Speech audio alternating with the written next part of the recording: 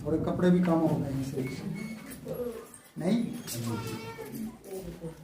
तो आज का जो भजन सीता है वो 52 भजन सीता है, 52 है ना, 52। कैमरे में 92 बोल देता हूँ तो मुझे गिनती सिर्फ 85 तक आती है सही तरीके से। अगर उससे आगे चले जाए तो फिर गड़बड़ हो जाती है। तो अगर नोट गिनने की बारी आए तो 50 2 बार करके गिन लेते हैं तो उसको 100 पूरा कर लेते हैं, नहीं? कई लोग 100 तक गिनते हैं तो उसमें बीच में गड़बड़ हो जाती है, 79 89 है ना, इनमें थोड़े से मिस्टेक होती है। तो समझदारी इसी में कि 2 बार कर दो, नहीं?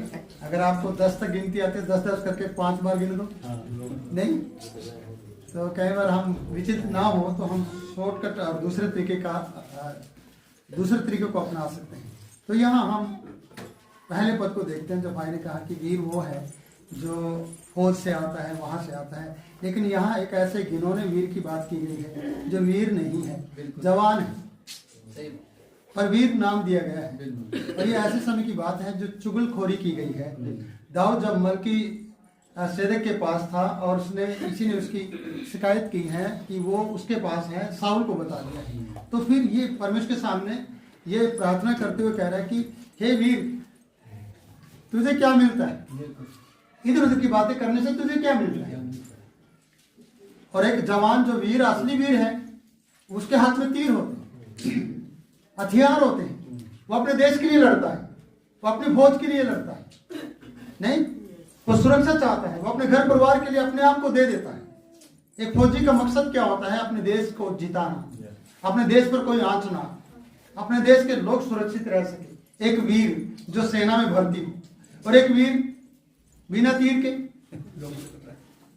जो यहाँ पर लिखा गया है। तो इसलिए इसकी मैं हेडिंग में आपको बता देता हूँ, यहाँ इस प्रकार से है। ये प्रधान बजाने वाले के लिए मस्किल पर दाऊद का भजन। जब दोआग और दोमी ने साउल को बताया कि दाऊद अबीमेलेक के पास है, तो फिर लिखा है, हे वीर, तू बुराई करने पर क्यों घमंड करता है? ईश्वर की करना तो अनंत है।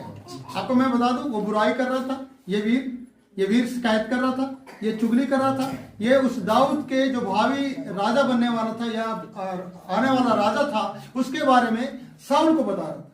इसलिए यहाँ पर परमेश्वर की करुणा के बारे में बताया गया, उस वीर को जो बिना तीर के, है ना, जुबान से तीर छोड़ रहा था, ये बुराई कर रहा था।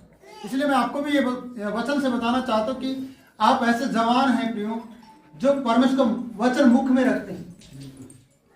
आप ऐसे बेटा बेटी हैं, जवानी के रूप में आपको परमेश्वर ने दिया है कि इस उम्र के अंदर भी आपके पास कुछ समाचार है। वो समाचार क्या है? वचन है। वचन क्या है? खुशखबरी। अगर आपके पास ऐसे ही फोन आते, वो मर गया, नहीं, मरण की खबर देना, ये चलेगी बरी, तू चलेगा बरा, तो उसका रोजगार छूट जाएगा। समझे? अभी ग्लोरी बताती कि किसी के घर में 3 डेथ हुई, अलग अलग समय पर हुई, और उनके रिश्तेदारों से कोई उनके पास नहीं गया। जो उसके चाचे का लड़का था वो 2 बार वहां पर गया, 3 मौत हुई और वो लोग नहीं गए। अब उनके घर में एक शादी थी और जिनके रिश्तेदारों में जाना था वो लोग उनके घर नहीं आए, क्योंकि उन्होंने देखा यार ये हमारे अपने होकर भी हमारे दुख में नहीं गए। ऐसा नहीं, कई बार अगर हमारे पास ऐसे समाचार आते रहते हैं, आप बार बार वहां जाते रहेंगे। कुछ लोग चालाक हैं, वो जाते ही नहीं, वो अपना काम पर ध्यान देते हैं, इन बातों पर नहीं। कुछ लोग क्या करेंगे कि वो अपना काम छोड़ेंगे, काम छोड़कर उस दुख में शामिल हो जाएंगे। ये बुरी बात नहीं कि आप शामिल ना हो, आप जा सकते हैं, आपके रिश्तेदार हैं, और वहां पर भी कहते हैं कि ज्यादातर बुजुर्ग लोग वहां जाकर उनके दुख में शामिल हो जाते हैं। कामकाजी बहुत कम जाने की कोशिश करेगा, पर जानबूझकर ना जाना, बुराई करना जानबूझकर, तो ये वीरता नहीं, ये दुष्टता है, ये बुराई। इसलिए यहाँ बुराई का बारे में बताया कि हे वीर, तू क्यों बुराई करने पर घमंड करता है? परमेश्वर की करुणा तो अनंत की है, हमेशा की है परमेश्वर की करुणा। इसलिए हम सबको समझना कि हमें बुराई करने से मिलेगा क्या? कुछ मिलेगा? जब किसी पर परमेश्वर अपनी करुणा कर रहा हो, फिर बुराई करने वाला कुछ भी बिगाड़ नहीं सकता। इसलिए दाऊद ये समझाना चाहता है कि जवानों को कि हे जवान, क्यों बुराई पर इतना ध्यान दिया जा रहा है, किस पर फोकस किया जा रहा है? क्या तू देश की रक्षा कर पाएगा? क्या तू अपने राज्य की रक्षा कर पाएगा? जो आने वाले है ना जवान कहते हैं हमारे देश का भविष्य है, क्या उनको तू बचा पाएगा बुराई करके? दाऊद जवान था जब वो साउल के डर के कारण से भागा जा रहा था। पिछले संडे में मैंने दाऊद के बारे में बहुत सी बातें बताई, इसलिए मैं आज भी यही कहना चाहता हूँ। यहाँ पर कहते हैं हे वीर तू बुराई पर क्यों घमंड करता है? परमेश्वर की करना तो आनंद की है। हमें कई बार परमेश्वर की करना याद नहीं रहती, अपना काम करना याद रहता है, बुराई करना याद रहता है, किसी न किसी की चुगली करना हमें याद रहता है। समझे? परमेश्वर तो देख रहा है, आप चाहे अंधेरे में तब भी देख लेगा, आप राह में चल रहे हैं तभी देख लेगा, आप यहाँ बैठे हैं ना और आपके मन में क्या चल रहा है उसको भी जानता है, फिर छुपा क्या है? इसलिए कहते हो परमेश्वर पर भरोसा करो और परमेश्वर के ऊपर विश्वास रखो कि मेरा काम बुराई नहीं, मेरा काम अच्छाई है, मुझे अच्छाई के लिए चुना है, बुराई करने के लिए परमेश्वर ने आपको नहीं चुना। क्या बार आप सोचते कि कुछ नहीं असर होगा, कर लो जितना कर सकते हैं, जितना बुराई कर सकते क्या करो कर लो।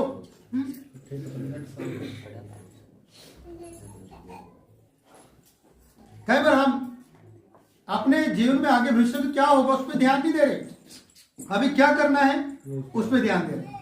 क्योंकि नीति वचन में वो सी बातें मैंने अभी पढ़ी हैं, जब भाई बोल रहा था मैं आपको 18 अध्याय में ले जाता हूँ नीति वचन के, मैं इसमें थोड़ा सा और मिला देता हूँ। नीति वचन का 18वां अध्याय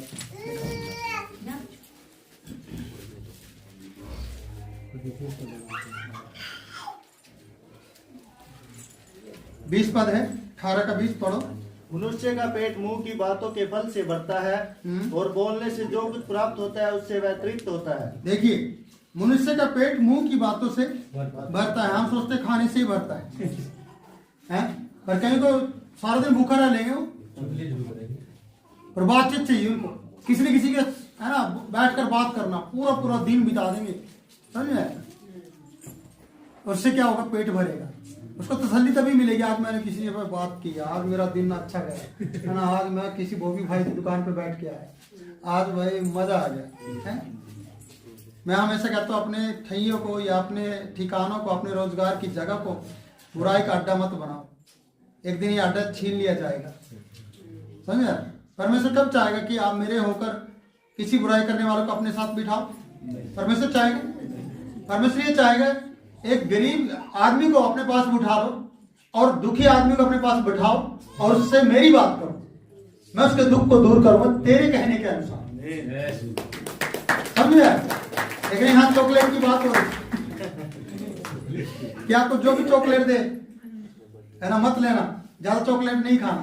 बच्चे आजकल चॉकलेट ही तो मांग रहे हैं, नहीं किसी को अपने दोस्त बनाना चॉकलेट दे दो, पर खाना ही नहीं खाना है आपके ऊपर है। बड़ा आदमी चॉकलेट बहुत कम खाएगा, मीठा होता है ना उसमें ज्यादा। आजकल जैसी समस्याएं हैं, बीमारियां हैं, शुगर की जो तकलीफ है इसलिए कम खाता है, पर बच्चों को कोई ऐसी तकलीफ नहीं होती, बच्चे हजम कर जाते हैं और बच्चे बहुत ज्यादा मीठा खाते हैं, कोई प्रॉब्लम नहीं है उनके लिए, पर फिर भी कम ही खाए नहीं। पर मैं कहता हूँ जो चॉकलेट जैसा स्वाद लेकर चुगलियां लेकर आए, जो चॉकलेट का स्वाद रखते हैं, ऐसा लगता है कि उनका रैपर भी अच्छा, एकदम चिकना चमकीला, उनकी बातचीत भी एकदम चिकनी चुपड़ी, ऐसा में उनका बैठने का तरीका भी एकदम अच्छा, और जब वो बात करते हैं तो दिल में लड्डू फूटते हैं, है ना, क्या बोला लड्डू कहेंगे, मन में लड्डू फूटते हैं और चॉकलेट जैसा टेस्ट आता है उनके बातों में। आप सावधान हो जाए, ये चॉकलेट आपको शुगर दे सकती है, बीमारी दे सकती है, इसलिए उन लोगों पर जो इस तरीके के दिखाई देते हैं, इस तरीके की बातें करते हैं, उन पर विश्वास ना करें। इसलिए कहते हैं कि अपनी बातों के कारण से उनका पेट भरता है, जब तक वो बात ना कर लें। और वचन यहीं पर लिखा है कि जब तक वो किसी को ठोकर ना खिलाए उन्हें नींद नहीं मिलती, ठोकर ना ही खिलाए। सोच कर देखना, वो वचन मैं भी नहीं निकाल रहा लेकिन हम उसको पढ़ते हैं। मनुष्य का पेट मुंह की बातों के फल से भरता है और बोलने से जो कुछ प्राप्त होता है उससे वो तृप्त हो जाता है। बोलने से जो कुछ प्राप्त होता है मतलब आपने चुगली की, दूसरे ने भी मजा दे दिया, बस सुन बोला यार मैं भी परेशान हूँ, हाँ यार वो ऐसा ही है, बस उसको भी लगता है हाँ अब हम दोनों मित्र बन गए, हम दोनों सच्चे दोस्त बन गए, सहेली बन गए, है ना, सहला बन गए, बेस्ट फ्रेंड बन गए, हम खास मित्र बन गए। पर आपने पता है इसके साथ दुश्मनी नहीं, परमेश्वर के साथ। आप भूल गए कि आप कर क्या रहे हो, पर आप अपने उसमें है ना मशगूल रहते हैं और आप उसमें ना व्यस्त रहते हैं और आपको ये लगता है कि बस मजा आ रहा है, आनंद आ रहा है। यो आप बचो, अपनी जगह को बचाओ, अपने घर को बचाओ ऐसे लोगों से, और खुद भी जाने से बचो। जो बुराई करने वाला व्यक्ति वो कभी भी टिकता नहीं है कहीं पर, मैं आपको बताऊं।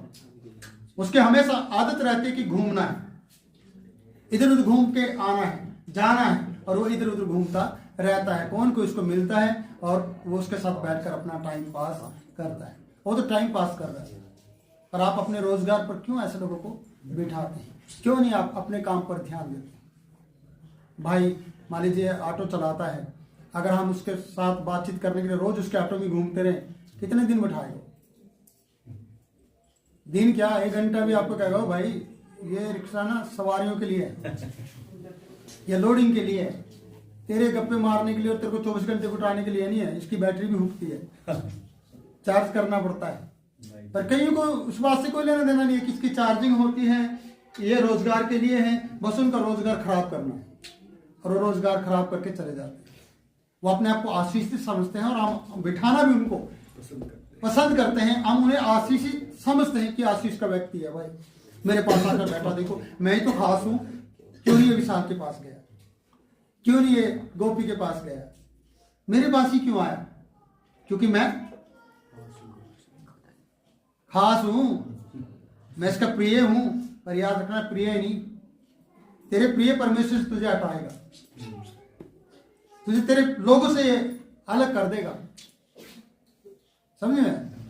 क्योंकि वो खुद अलग हुआ व्यक्ति है जो बार बार जाकर, कौन सा विश्वास से आपके पास जाकर अपना इस चर्च का आपके पास जाकर समय बिताता है?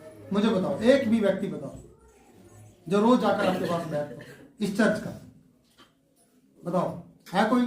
गोपी भाई है कोई? समीर, बोबी भाई? दूसरा, यहां से भागा हुआ व्यक्ति आकर आपके पास समय बिताता है, सही बात, सही कर, भागा हुआ व्यक्ति, तो आप समझ लो वो भागा हुआ है और आपको क्या करेगा? वो भगोड़ा है तो आप क्या बनने वाले हैं? बाद में नौकरियां नहीं मिलेगी, पकौड़े तलो।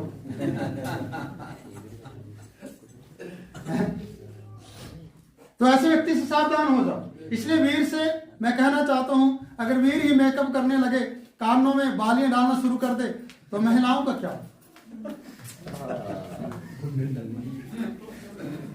जब मैंने भाई को देखा तो मैंने कहा, अगर जावेश ने ऐसे किया मैं घर से बाहर निकाल दूंगा, घर में नहीं घुसने दूंगा, मैं इतना सख्त हूं।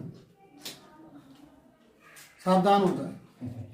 इस शरीर को है ना फड़वाने में तुम्हारा अधिकार नहीं है, इसको है ना सुराख कराने में तुम्हारा अधिकार नहीं है।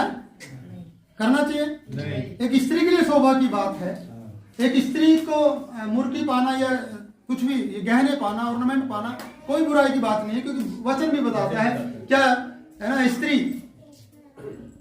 कुंवारी लिखा उसमें, क्या कुंवारी अपना श्रृंगार भूल सकती है? नहीं भूल सकती। फिर तुम मुझे क्यों भूल जाते हो? तो एक जवान को हमेशा सोचना है, बुराई से बचना है और अपने शरीर के साथ कभी भी गलत नहीं करना। जवान लड़का हमेशा स्मार्ट होता है, याद रखना, उसके पीछे दुनिया भागती है। सुन रहा है भाई गोपी के? आप स्मार्ट हैं, आपको मेकअप करने की जरूरत नहीं है। हाँ, आप सुंदर हैं, हजारों रिश्ते आप लोगों के लिए है ना पीछे आने के लिए तैयार हैं, समझे? आप 10 बार दिन में मुंह धो सकते हैं, लेकिन स्त्री ने एक बार श्रृंगार कर लिया और कई महीनों तक मुंह नहीं धोएगी,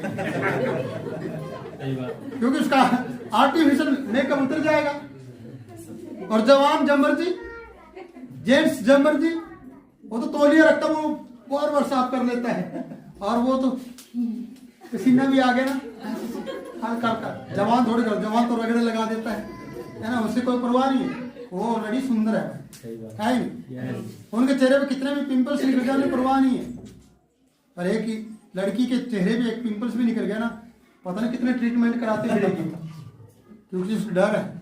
इसलिए कहता हूँ भाई, ये नकली मेकअप मत करो, जवानों को शोभा नहीं देता और ये तुम्हारे लिए नहीं है। इसलिए यहाँ भजन सीता बहुत कुछ बता रही है, हे वीर बुराई करने पर घमंड न करो, परमेश्वर की करुणा अनंत की है। परमेश्वर तुम्हारे लिए क्या करेगा ये तुम भी नहीं जानते। दाऊद के लिए परमेश्वर क्या करना चाहता है, लेकिन ये जवान बुराई करने पर बना हुआ है और बुराई करता जा रहा है। आगे हम इस वचन को पढ़ते हैं, फिर से हम मूर्तियों वालों को ले आते हैं। जीव के वश में लिखा है, जीव के वश में मृत्यु और जीवन दोनों होते हैं। जो उसे काम में लाना जानता है वह उसका फल भोगेगा। जीव को काम में लाना, जवान अगर जीव को बुराई में ला रहे हैं, काम इस तरीके से ले रहे हैं बुराई कर करके, तो वह इसका फल तो जरूर मिलेगा। मान लीजिए दाऊद राजा बन गया उस वक्त, और इसको तो पहले पकड़े, आजा भाई तूने चैन से ना जीने नहीं दिया। एक राजा क्या करेगा, अपने शत्रुओं को तो पहले मारेगा ना, बुराई करने वाले लोगों को तो मारेगा, अपने राज्य से उन्हीं को तो हटाएगा पहले। ये पहले अच्छे लोगों को खत्म करेगा, अच्छे लोगों को अपने साथ रखेगा, उन जवानों को भर्ती करेगा अपनी सेना में, समझे।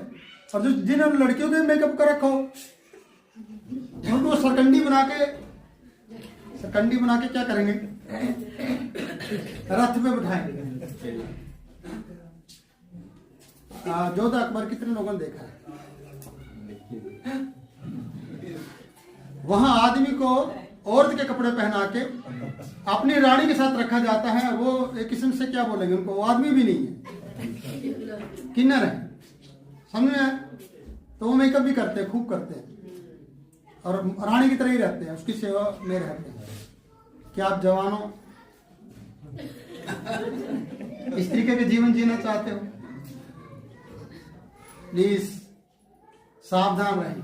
मैंने कहा आप सुंदर हो, आप स्मार्ट हो, आपके ऊपर माँ बाप की जिम्मेवारियां हैं, आपके ऊपर देश की जिम्मेवारियां हैं, घर परिवार की जिम्मेवारियां हैं। आपको ये नकली मेकअप करने की जरूरत नहीं है, क्योंकि आप हार्ड वर्क करने वाले लोग हैं, ये नहीं हार्ड वर्क करने वाले लोग। इसलिए बहुत सी स्त्रियां, बहुत सी बेटियां इन बातों पर ध्यान नहीं दे रही हैं। वो हार्ड वर्क करते हैं और एक बड़े पद पे चले जाते नहीं जाते। एक वीडियो देख रहा था, उसमें एक गरीब की बेटी पढ़ी लिखी थी, और वो जब अपने दफ्तर में आई बड़ी अफसर बन गई, और सारे लोग जितने बैठे थे चेयर पे वो सब खड़े हो गए। कहता यह है कलम की ताकत, यह है पढ़ाई की ताकत, कि सब लोग उस बेटी के सामने खड़े हो गए। जब तक वो कुर्सी पे नहीं बैठी तब तक कोई नहीं बैठा। ऐसा नहीं, अगर वो सिर्फ रील बनाने में, ठुमके लगाने में, सेल्फी खींचने में, मुंह को टेढ़ा मेढ़ा बना के है ना सुअर की तरह फोटो खींचने में टाइम लगाती रहती, तो क्या वो इस पद पे पहुंचती? नहीं। क्यों वो ऑफिसर बनती? नहीं बनती ना। यह हम अपने बच्चों को भी समझाएं, हमें समझाना चाहिए, उन्हें कहना चाहिए कि हे वीर तू जवान है और तेरी जवानी को कोई तुच्छ ना जानना चाहिए। कैमरा हम इसे तुच्छ समझते हैं। जब पहले दिन बच्चा पैदा होता है, चाहे लड़की हो है ना, चाहे लड़का हो, और लड़का हो जाए तो कितनी खुशी मनाते नहीं मनाते? पूरी गली में तो ढोल बजते हैं, फिर पीली सीढ़ी लेकर आते उस दिन बजते हैं, समझे? क्यों बताओ ना, क्यों बजते हैं? लड़का हो गया, खुशी मनाते हैं भाई, और यही लड़का लड़की बन के घूमे। बताओ, बोले यार ये तो व्यर्थ हो गया सामने।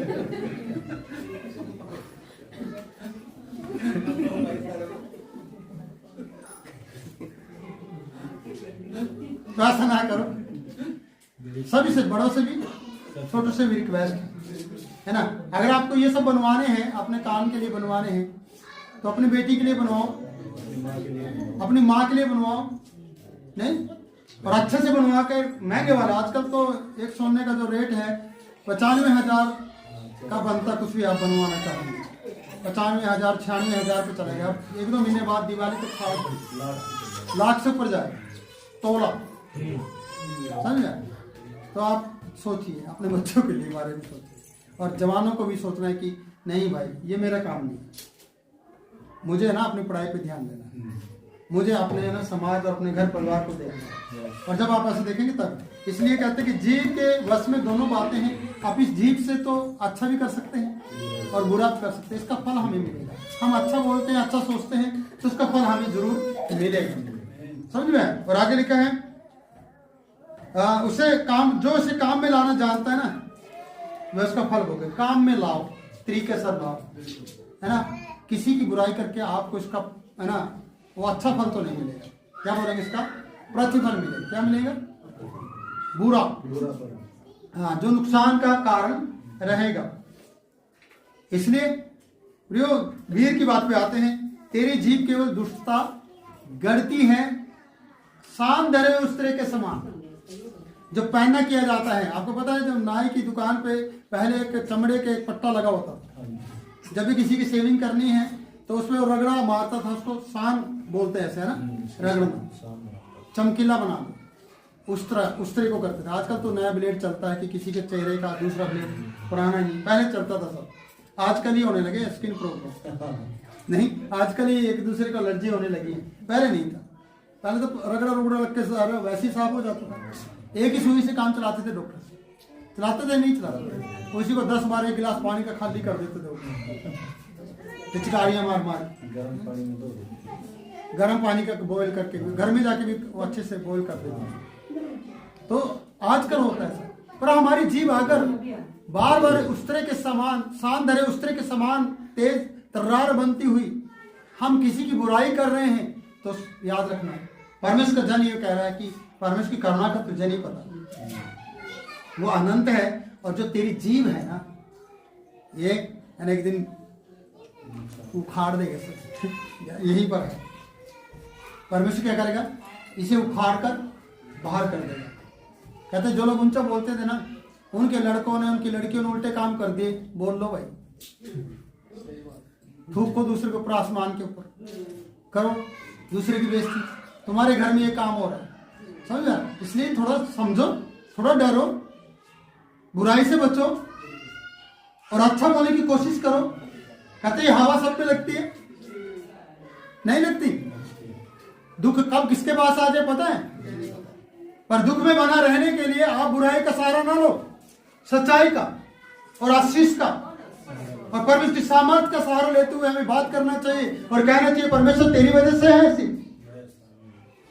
बुराई करके मुझे क्या मिलेगा? अगर मेरी कोई बुराई कर भी रहा है, मैं क्या उसका बदला ले पाऊंगा? प्रभु नहीं, मैं बदला लेने के लिए नहीं। तो अच्छा कर दे, सब कुछ अच्छा हो जाएगा। वो खुद बुराई करने वाला क्या कह रहे, उसके साथ तो परमेश्वर है, वो खुद आकर कहेंगे इस बात। वो आशीषित व्यक्ति। पर आप बदले में बुराई ना करें। मान लीजिए आपके बच्चे के साथ गलत हुआ है, गलत कर दिया गया, आप दूसरे के बच्चे को सुनते खुशी मनाएंगे? नहीं भाई। या आज तक आपको प्रभु ने बचाया, परमेश्वर ने बचाया कि आपका बच्चा और आपके बच्चे ने कोई गलती नहीं की, गड़बड़ नहीं हुई और आप इज्जतदार आदमी हैं, तो किसी और की इज्जत को खराब नहीं कर सकते। ले हमारे तो ठीक है, इनके तो खराब है, ऐसे मत बोलिए प्रियो, परमेश्वर सुन लेगा। परमेश्वर को क्रोध आएगा, गुस्सा आएगा। हम किसी के भी साथ ऐसा नहीं कर सकते, किसी माँ बाप के साथ ऐसा गलत व्यवहार नहीं कर सकते हैं। फिर हम मसीह के नहीं हैं, हम प्रभु के नहीं हैं। प्रभु कभी भी हमें इजाजत नहीं देता है कि हम किसी की बेइज्जती करें। हमें इजाजत देते कि हम उसके लिए प्रार्थना करें, हमें इजाजत है कि हम उसके लिए घुटने टेकें, हम उसकी मदद करें। इसके लिए परमेश्वर खुश होता है। पर बुराई करने से परमेश्वर खुश नहीं होता है। इसलिए सावधान रहे, हमारी जीभ शान धरे उस्तरे के समान केवल दुष्टता ना गढ़े। ऐसा लिखा ना, आगे बढ़े। शान धरे उस्तरे के समान वह छल का काम करती है। छल क्या है? धोखा देना। जब हम एक दूसरे को बात कहेंगे, कुछ कहेंगे, अरे आज तो पास्टर जी ऐसे कह रहा था, ऐसे कह रहा था, ऐसे तो कह रहा था, वचन क्या कह रहा था वो हमें नहीं पता। वचन से हमने क्या शिक्षा पाई वो नहीं पता। अगर आप इसको चुगली कर रहे हो, अगर वो आपसे कह दे, अगर वो आत्मिक व्यक्ति है, प्रार्थना करने वाला, अगर वो आपसे कह दे आपने क्या सीखा, वो तो मेरे याद नहीं है, बस ये कहो, वो तो मेरे याद नहीं है। मतलब चुगली करना याद है, वचन तेरे याद नहीं है, तूने सीखा कुछ नहीं है। अगर परमेश्वर के भवन से आप घर जाते हैं, घर जाकर अगर आप प्रार्थना में अपना समय बिताते हैं, ठीक है, रोजगार पर जाना है, इधर जाना हो तो आपकी मजबूरी और जाना भी चाहिए, पर आप रात को बैठकर सुबह की बातें मनन करते हैं कि परमेश्वर के जन ने हमें क्या बता, क्या सिखाया। अगर जाते आप किसी की चुगली में लग जाओ, हो सकता है जाते जाते 3-4 बहनें इकट्ठी जा रही हो, अरे पास्टर जी, उसी की चुगली करने लग जाओ। बोले आज क्या सीखा भाई? सीखे कुछ नहीं है, टाइम वेस्ट किया आप लोगों ने। समय का सदुपयोग करो, उपयोग करना समझो, इसको इस्तेमाल बनाना सीखो कि हमारे जीव के लिए ये बुराई की बात नहीं है। हमारे जीव किस लिए है? बहुत सी चीजों में काम आती है, आती नहीं आती? बोलने में, खाना खाने में, नहीं टेस्ट करने में, और भाषा को समझने में, भाषा को सही तरीके से बोलने में। कई बार ये जब तुलाने लग जाए ना, फिर शब्द भी ऐसे नहीं करते हैं बोल बोल से, नहीं। अगर आपकी जीभ सही है तो आप सही बोल पाएंगे, और आप इसको खराब कर रहे हैं। कैसे? चुगलियां कर करके, बुराइयां कर करके, और जितना बुराइयां कर करके इसको करते रहेंगे ना, ये फिर तुतलाना शुरू करेगी, फिर दिक्कत आ जाएगी। इसलिए आगे बढ़ते हैं थोड़ा सा और। तू भलाई से बढ़कर बुराई में और धर्म की बात से बढ़कर झूठ से प्रीत रखता है। बस दोबारा पढ़ो। तू भलाई से बढ़कर बुराई में हाँ। और धर्म की बात से बढ़कर झूठ से प्रीति रखता है। सोचिए हमें किन से प्यार हो गया? भलाई से बढ़कर बुराई, क्योंकि मजा आता है। ये सब चीजें आपको मैं बता दूं, चुगलियों में बहुत आनंद है। हाँ मैं बता रहा हूँ, मजा आता है इसमें, आता ही आता। गुदगुदी ऐसी आई इंजॉय आता, पूरा ऐसा लगता है कि अरे भाई, जैसे हमारे बेस्ट फ्रेंड बन जाते हैं, और हम ना ऐसे धर्म के भाई बहन बन जाते हैं। धर्म की बोलूंगा ना, चुगली करने से। तो मैंने एक बार बोर्ड पे बताया ना कि उसने उसको बताया, उसने उसको बताया, फिर बात खुल गई, पता चल गया आप दोनों दुश्मन हैं। क्या फायदा हुआ? अगर कुछ और कहा होता, आशीष का कारण बन जाता, तुम्हारे साथ वो व्यक्ति बैठा होता आज परमेश्वर भवन में, अगर चुगली नहीं करता। और आपने किया, चुगली कारण से वो आपका साथ छोड़ दिया उसने। अच्छा करने की कोशिश करो, बुरा करने की कोशिश ना करो। बुराई हमेशा पीछे भागती है, पीछा नहीं छोड़ती बुराई, कहीं न कहीं आके ना जन्म ले लेती है। कहते हैं जमीन में जो बोएगा वो उगेगा। अपने जीवन में जो आप बोएंगे वो उगेगा। आज आप जवानी के समय में बुराई कर रहे हैं ना, कल ही आपके पीछे चले। याकूब ने अपने पिता को धोखा दिया, उसे भी धोखे में धोखा भी मिला। मरते दम तक उसे धोखा मिलता रहा, उसके बच्चों के द्वारा।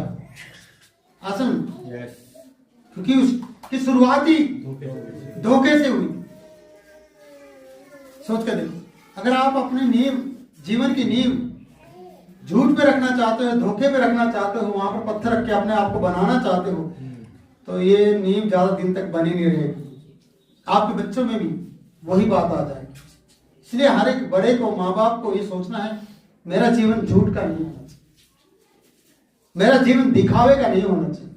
मैं रियलिटी में क्या हूं, और मेरे परमेश्वर ने मुझे चुनकर क्या बनाया है, और वो मेरे जीवन में क्या चाहता है, उस बात को दिखाएं, उस बात को बताएं लोगों को। और कोई भी कहते कि 1 रुपया उठाते हुए डरे, 1 रुपये को इधर उधर करते हुए डरे, और कहीं परमेश्वर तू देख रहा है, कहीं इसमें मेरी जिंदगी में कोई बुरा असर ना हो जाए, कहीं मेरे परिवार पे बुराई ना आ जाए, श्राप ना आ जाए, क्योंकि बुराई श्राप लेकर आती है ना। इसका जब नीति वचन 18:12 हम पढ़ते हैं, तो वहां पर यही तो लिखा है, नाश होने से पहले क्या? घमंड, और महिमा पाने से पहले नम्रता आती। नम्र रहोगे महिमा मिलेगी, घमंड करोगे नाश आएगा।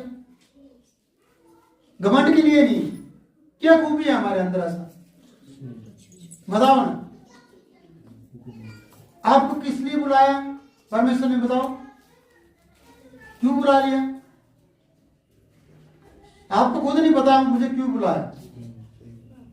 आप यहां आने का कारण क्या है आपको पता ही नहीं। सिर्फ एक कारण है, बीमारी, चंगा हो जाए, घर के हालात ठीक हो जाए, बरकत आ जाए, इतनी सी बात है। लेकिन परमेश्वर जानता है आपको क्यों बुलाया है। समझ? भारत देश जाने के लिए पासपोर्ट जरूरी है, फिर वीजा जरूरी है, और वहां का अपॉइंटमेंट लेटर जरूरी है, नहीं? फिर जॉब जरूरी है, तभी तो जाएंगे। और ये कौन कर सकता है? परमेश्वर कर सकता है। मैं ऐसे कहूंगा, पहले आपको करना होगा यहाँ तैयारियां, फिर वहां परमेश्वर कर देंगे। तैयारी करेगा। कौन करेगा? परमेश्वर करेगा। परमेश्वर तो करता ही है। अगर वहां की सरकार आपके लिए तैयारी करेगी आपके कागजात के हिसाब से, फिर आप सही तरीके से जा पाए। अभी हमारे देश में क्या हुआ, अमेरिका से कितने लोग लौट कर वापस आ गए जिन्होंने 1 करोड़ रुपए खर्च किया। किसी ने 75 लाख रुपए नहीं, किसी ने 60, किसी ने 80, और वो डंकी के सहारा गए। 40-40 दिन वो भूखे रहे, बारिश होती रहती उस जंगल में, और उनको क्या बोलेंगे आतंकवादी घोषित किया है किस्म से। हथकड़ी लगाकर उनके वापस भेजा गया, पैरों में हथकड़ी लगाकर, बेड़ियां लगाकर। पैसा भी खोया और पैसा भी चला गया, काम भी गया, रोजगार भी गया, और खाली और जमीन भी गई, सब कुछ गया। हाँ बेइज्जती, चलो कोई बात नहीं, हमारा देश उनकी बेइज्जती क्यों करेगा, हम नहीं करना चाहेंगे। और उनको इस तरीके से कहना भी मेरे लिए शोभा नहीं दे रहा है ये बात। पर मैं कहना चाहता हूँ अगर प्रॉपर रीति से जाया जाए, नहीं बाइबल में उदाहरण है प्रियो, बोझ के घर में एक व्यक्ति खिड़की से आ गया, वर्दी नहीं पहन रखी थी। सोना तो कहां से है? खिड़की से आया। पकड़ दो इसे, तेरा वस्त्र कहां है, शादी का जोड़ा कहां है? मुंह बंद हो गया उसका, क्योंकि शादी का जोड़ा नहीं था। मान लीजिए आप बाहर जा रहे, पासपोर्ट है ही नहीं, तो क्या होगा? एम्बेसी में वहीं दिल्ली में ही वहीं ले लेंगे। वही कैसे अंदर घुस गए? सबसे पहले तो वही हमारा जरूरी देखना, वही हमारा विश्वास भी। आप विश्वास में, दुख में, सुख में, आनंद में और घबराहट दुख में खड़े रहते हैं ना, वही आपका पासपोर्ट वही है आपका, समझे? और हम उसमें जरा सा हिले डुले, यहां नहीं तो वहां, वहां नहीं तो फिर कहीं और, फिर कहीं और, है ना? बंदर की तरह इस पेड़ से उस पेड़ पे, इस डाली से उस डाली पे कूद मारते रहते हैं। अपनी डाली कोई होती नहीं है, समझे? सोचो कि हमें है ना प्रॉपर रीति से बुराई नहीं करना, बल्कि अपना ठिकाने को सही तरीके से बनाए रखना है, और वहां रहकर पवित्रता के साथ जीवन जीना है। और ये कहना है परमेश्वर मैं तेरी नजर में कोई गलत करना नहीं चाहता। अगर मेरे कारण किसी को ठोकर लगती है तो प्रभु मुझे माफ करे और मैं आगे से ऐसा ना करूं, और परमेश्वर अपनी भलाई करे। कौन है जो अपनी जिंदगी में हजारों साल बढ़ा सकता है कोई? कौन है जो कह सकता भाई मैं तो सारी उम्र जीऊंगा, मैं तो यही काम करूंगा? कुछ नहीं पता। हमारे कल्पना चावला के 2 डॉक्टर शादी में जा रहे थे, इसको पता ही है, दोनों मर गए। अब आप सोचो कितना घाटा है हमारे देश के लिए, हमारी करनाल के लिए, हमारे हॉस्पिटल के लिए, और उन माँ बाप के लिए। और उन पढ़ाई का क्या, जो इतना मेहनत करके उन्होंने पढ़ाई की, पता था उन्हें शादी में जाने से हम हमेशा के लिए चले जाएंगे? किसी को पता है ये बात? किसी को भी नहीं पता है प्रियो। फिर घमंड किस बात का? सोचो क्यों हम घमंड करते हैं भाई? क्यों किसी की बुराई करते हैं? किसी का भरोसा नहीं है, लेकिन विश्वास से पास को गिराने में लगा रहता है, समझा? एक दूसरे की बुराई करने में लगा रहता है, कुछ नहीं मिलेगा। अगर परमेश्वर से आपने कुछ नहीं पाया ना, तो आपको भी कुछ नहीं मिलने वाला। सच्चाई जानने के बाद भी आप झूठ के पक्का सहारा लेके चल रहे हैं, तो आप धोखा खाएंगे, गिर जाएंगे, आपके परिवार में दुखों का पहाड़ टूट जाएगा, कुछ भी हो सकता है। इसलिए ऐसे दिन ना आए, इससे पहले कि आप कहें मेरा मन नहीं लगता इन बातों में। जवान अपनी जवानी में अपने सृजनहार को याद कर। ऐसा इसलिए कहते हैं हे वीर तू क्यों बुराई करने में घमंड करता है? तो जवानों को खास करके मैं कहना चाहता हूँ भाई, जवान अपनी जवानी के दिनों को व्यर्थ ना समझो, इस पर है ना परमेश्वर पर भरोसा करो, और परमेश्वर से कहो परमेश्वर तूने मुझे अब तक संभाला है, आगे भी मैं तेरी करुणा में, तेरी दया में बना रहना चाहता हूँ। मेरे माँ बाप, मेरे बुजुर्ग क्या हो गए? बुजुर्ग हो गए हैं, वो बुढ़ापे में चले गए, उनसे काम नहीं बन पड़ता। मुझे खड़ा कर और अपनी ताकत दे, अपना बल दे। तो जवानों को परमेश्वर क्या करेगा? बल देगा, क्योंकि वो कहेगा सुलेमान की तरह, जैसे सुलेमान को कहा मैं तेरे से खुश हूं, क्योंकि तूने धन दौलत नहीं, तूने अक्ल मांगी है, तूने बुद्धि मांगी है, तूने समझ मांगी है। अगर आज जवान अपने घुटने टेककर परमेश्वर से प्रार्थना कर रहा हो, तो परमेश्वर खुशी नहीं मनाएगा, आशीर्वाद नहीं देगा, आशीष देगा यार, उसे तुरंत देगा। हम यहां तक पहुंचे तो है ना झूठ से अलग होकर प्रार्थना करना। पढ़ते समय जब बाइबल स्टडी कर रहा था, उस समय सब लोग अपनी मौज मस्ती कर रहे हैं, सारे बच्चे खेल रहे हैं, कुछ कर रहे हैं। घुटने में कोने में जाकर प्रार्थना करता था। कभी रात को छत पे चढ़ गया, कभी रजाई के अंदर मुंदा लेट गया, उनको लगेगा सो रहा है। एक्स्ट्रा अपनी जिंदगी में परमेश्वर के आशीषों को पाने के लिए एक्स्ट्रा प्रार्थना करना, किसी को पता ना चले कि मैं क्या कर रहा हूं। और परमेश्वर महान है, कहता है जैसे तूने मेहनत की वैसे मैं तुझका प्रतिफल दूंगा। और परमेश्वर दिया। आज जवान प्रार्थना ही नहीं करते हैं, उनके माँ बाप अपने सिर दर्द ठीक कराने के चक्कर में रहते हैं, अपनी टांग ठीक कराने के, कमर ठीक कराने के चक्कर में, और वो कमर तोड़वाने के चक्कर में घूम रहे हैं। कौन जवान अपने हाथ में मोबाइल छोड़ना ही नहीं चाहता। 24 घंटे कुछ और बाइबलों कभी पढ़ते नहीं है, प्रार्थना वो करते नहीं है। प्रार्थना में अगर जवानों की सभा में भेजा जाए तो जाते नहीं, उन पे टाइम नहीं है, उनके माँ बाप भेजना चाहते हैं। समझे? हमारे जवान कहाँ जा रहे हैं? इनका दिन कहाँ बीत रहा है? दूसरे चर्च में जवान आकर सवेरे सुबह शाम आकर चर्च में इकट्ठे होकर प्रार्थना करते हैं। हमारे जवान क्या करते? बताओ। चर्च में नहीं टाइम पे आ सकते हो? बहुत चिंता का विषय है। हाँ, चिंता का विषय, मैं सच कह रहा हूं भाई।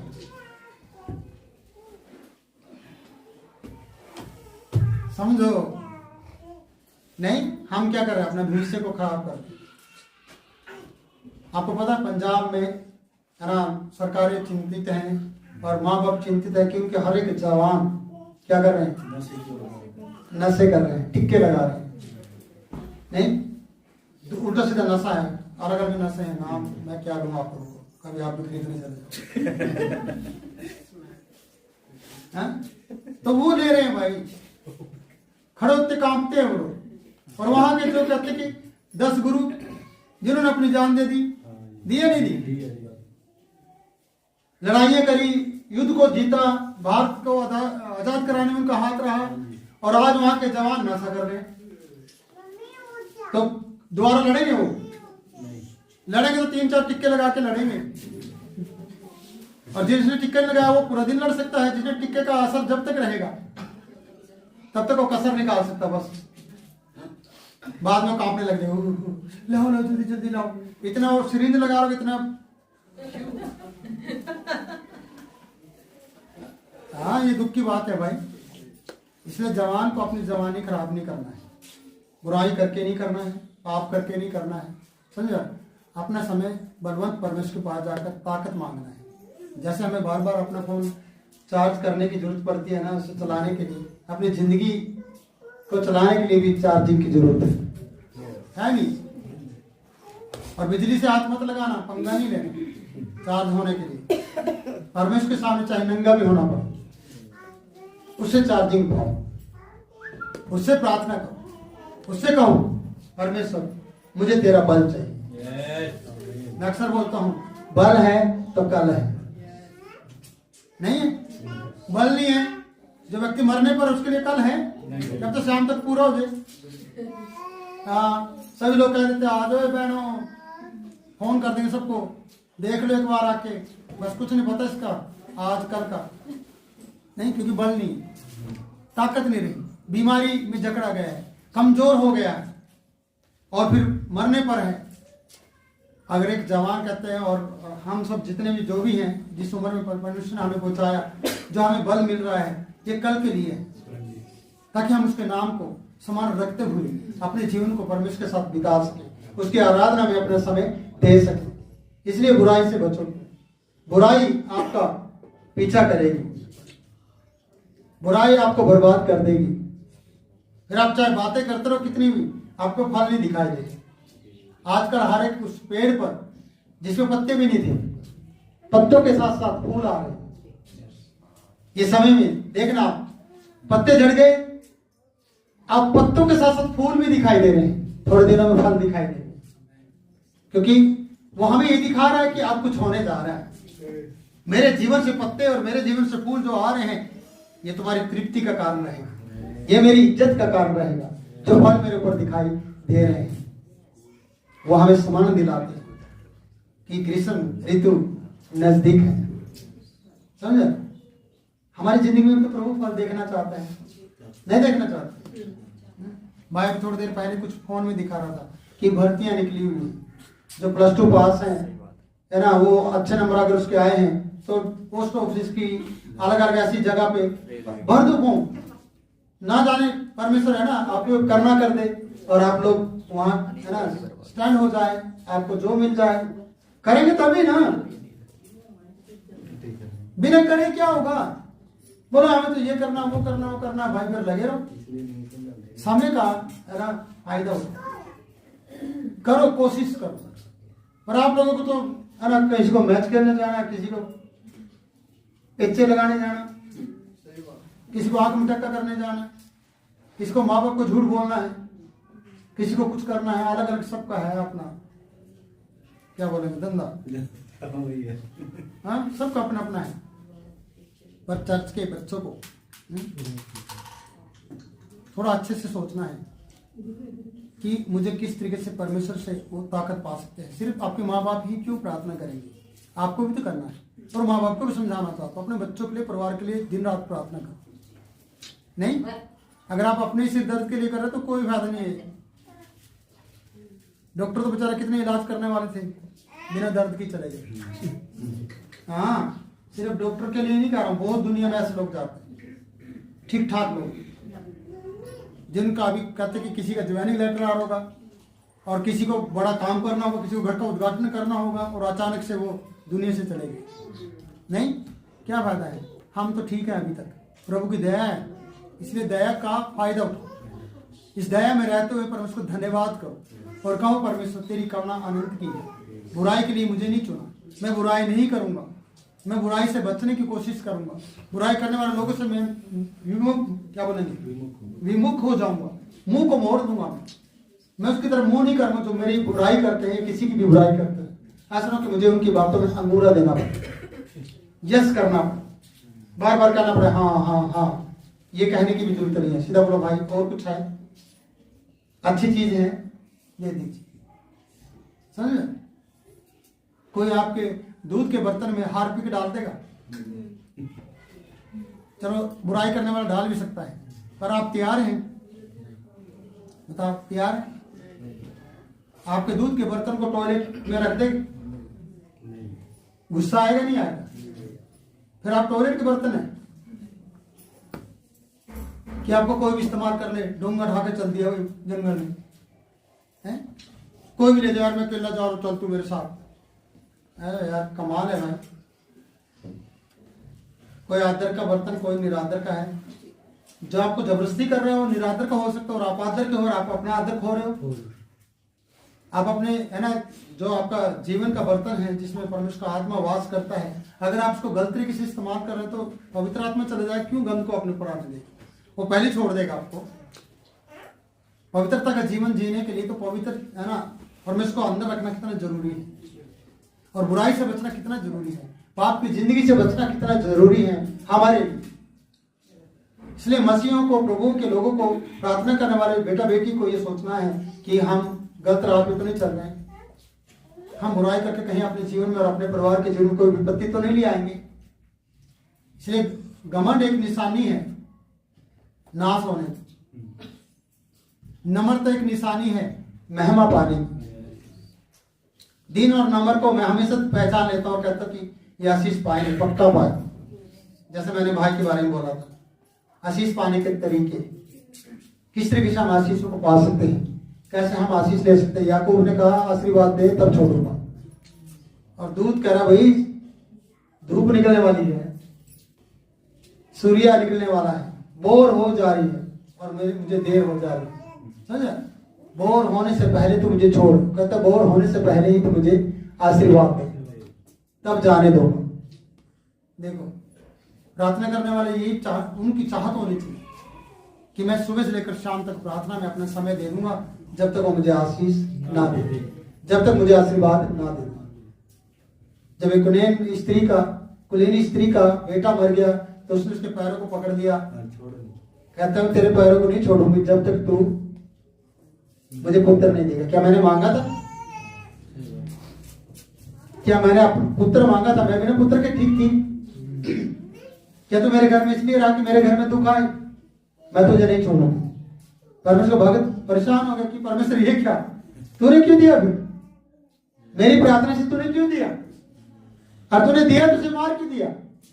परमेश्वर की योजना अलग थी। उसने बोला फिर तू चल पहले तुझे भेज लालची को। कौन था लालची? आज मैं एक वीडियो का टाइटल देख रहा था, नमान का गेहजी की दौड़ नमान का कोड़। गेहजी की दौड़ नमान का कोड़। वो दौड़ के कोड़ लिया। किसके पीछे दौड़ा था? नमान के पीछे। धन दौलत के लिए दौड़ा था, लालच के पीछे दौड़ा था। उसकी दौड़ कोड़ तक थी। और एक विश्वासी की दौड़ ना परमेश्वर के कोड़ तक होनी चाहिए, कचहरी तक होनी चाहिए, उसके स्वर्ग तक होनी चाहिए, जहां न्याय होगा और न्याय में वो जीत जाए, अपना मुकदमा जीत जाए। परमेश्वर कहने पाए देखो है ना कि इसने अच्छे काम किए हैं और परमेश्वर उसका प्रतिफल देता है। इसलिए कहते कि मैं तेरे पांव नहीं छोड़ूंगी। उसे कहा इसे भेज दो। उसके हाथ में छड़ी दी, अधिकार दिया, छड़ी के अधिकार है उसके हाथ में दे। गेहजी के जा भाई और जाके चमत्कार कर, उसके मुंह पे रख दे। गेहजी को बोला उस लड़की के मुंह पे रख दे। उसने रख दिया 3-4 बार, फूफाक भी मारी होगी, परमेश्वर भक्त की तरह पूरी एक्टिंग भी करी होगी, नाच कूद के, उल्टा सीधा भी हुआ होगा, जोर जोर से दुष्टात्मा निकल रहा यीशु के नाम में, वो भी कहा होगा। लड़का तो नहीं जागा, मरा ही पड़ा, जिंदा नहीं हुआ, आके बता रहा है रास्ते में, वो तो नहीं जागा। ओ भागे हुए व्यक्ति और जागेगा नहीं जब तक खुद परमेश्वर का दास वहां नहीं जाए, क्योंकि परमेश्वर का दास ने इसी से काम चल जाएगा। और जो पांव पकड़ के बैठी है ना, वो कह रहे ऐसे नहीं काम चलेगा, मैं तुझे लेने आई। उसका पति कहता है जिसका बेटा मर गया अपनी पत्नी से, आज कोई अमावस्या की रात नहीं है, आज कोई शुभ की रात नहीं है, यह दिन नहीं है कि तू वहां जाएगी परमेश्वर के भक्त के पास। उसने बोला कल्याण होगा मुझे जाना। क्या होगा? कल्याण होगा। हाँ, जब आप परमेश्वर के घर में इस तरीके से आते ना, ना संडे तो है नहीं, क्या जाना, संडे छोड़ दो, मंडे हो या संडे कोई भी दिन हो, आपको ये सोच के जाना चाहिए कल्याण होगा। तो कल्याण होगा जब आप ये सोच के जाते हैं। जब आप ये सोचते हैं और उस दिन चलेंगे बस, उस दिन के चक्कर में 38 साल हो गए थे। 38 साल, 38 भी बोल सकते, 38 साल हो गए से किसमें पड़े? चारपाई। पानी हिलेगा और हर साल हिलता है, पर ये तो नहीं हिलता। ये कहता चल पड़े तो खाना तो मिल ही जाता है। मंदिर के आसपास लोग बैठे रहते हैं, कमी होती खाने की, खाने की कमी और पैसे की कमी उनके पास। कमी तो बेचारा सुबह जो टिप्पण उठा के जा रहा है उसके पास है, नहीं है। जो मजदूरी के लिए निकल रहा है उन पे है कमी तो, पर एक भीख मांगने वाले पे कमी नहीं है। सड़ जाता है उनका पैसा, खाना सड़ जाता है। 5 कुत्ते पाले होते उनको, भाई बोबी की तरह। हाँ, कुत्ते उनके आसपास बैठे रहते पूरा, उनको पता है भाई इसके कारण मैं भी खाऊंगा। जैसे मैं पिछले दिनों बताया कि एक व्यक्ति को सब लोग नमस्कार कर रहे हैं, बार बार जी तेरी दया से खा रहे हैं, हम तेरी दया से खा रहे हैं, सब लोग उसे है ना बोल रहे हैं। एक व्यक्ति देख लो उसकी तरफ, भाई बहुत अमीर आदमी होगा, बहुत पैसे वाला आदमी होगा। तो उसने बोला साहब इतने लोग आपके पास आके आपको धन्यवाद दे रहे हैं, आप ऐसे कौन से व्यक्ति, आप क्या करते हो जो आपको कह रहे कि आपकी दया से हम खा रहे हैं, आपकी वजह से हम जी रहे हैं, आप ही हमें खाना खिलाते हैं, आप क्या बांटते हो? बोला भाई मैं बांटता कुछ नहीं, जहां जहां भंडारे चलते हैं ना उनकी खबर इनको देता हूं।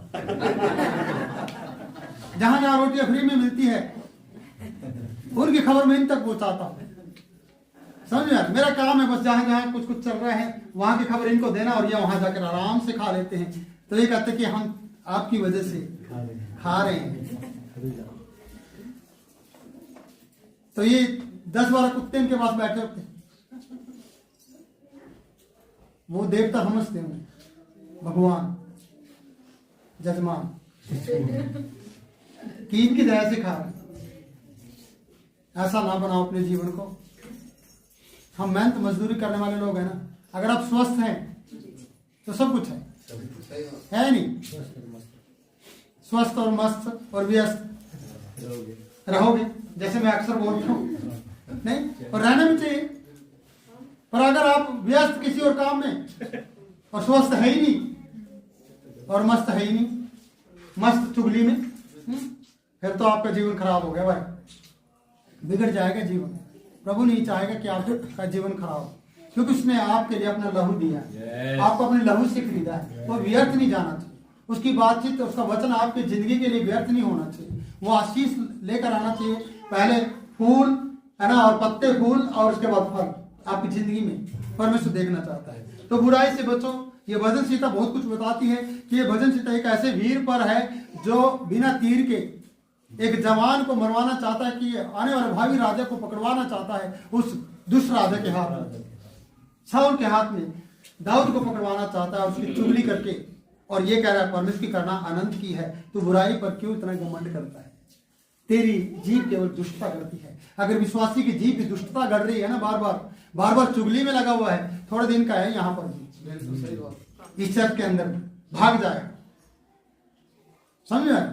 और कहीं भी बना नहीं रहेगा, टिकेगा नहीं, क्योंकि जीभ यही काम कर रहे हैं। जीभ को क्या करना था? परमेश्वर की आराधना, परमेश्वर की स्तुति।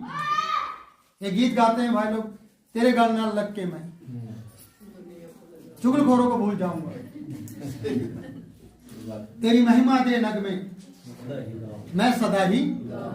कितनी अच्छी बात है। एक प्रार्थना करने वाला कहेगा ये, चुगली करने वाला नहीं, समझे? चुगली करने वाला तो परमेश्वर के गले लगकर थोड़ी बात करेगा, वो तो दूसरों को लगाएगा, ऐसे ऐसे ठैया जिनके बने उनकी दुकानें ढूंढेगा, रेडियां ढूंढेगा, रोहतास की वहां जाके फ्री में फ्रूट भी खाएगा। मैं तो कहता हूँ रोहतास भाई मेरे को छोड़ के बाकी सबसे पैसे लिया नहीं। और कल हम इसके पास गए, ग्लोरी इसे दूर से फ्रूट मारा, जय मसीह की, तो कह रहा सच कह रहा हूं दीदी, मेरे दिल में आ रहा था कि मैं आपको एक फ्रूट दूं। और हमने कहा हमें एक फ्रूट दो। और इसने हमें कम से कम 1 घंटा बताया फिर से। मैं ग्लोरी से कह रहा, मैं देखो वही बंदा है, उठाएगा काफी देर तक, तो उसके दिल की चाहत पूरी होगी। तो हमारे लिए तो माफी। हाँ, दूसरे आए तो क्या करूँ? कमजोरी पास फ्री में खा गया तो उसको तो अभी तक कमजोरी ही है, समझ? इससे कोई भी ताकत नहीं आई, एक जीभ का टेस्ट है, ऐसा इससे कुछ भी नहीं होता। आप खुश रहेंगे ना और चुगली नहीं करेंगे, आप बीमार भी नहीं होंगे। आप चाहे नमक रोटी भी खाएंगे ना, उसमें भी ताकत मिलेगी, मिलेगी नहीं मिलेगी?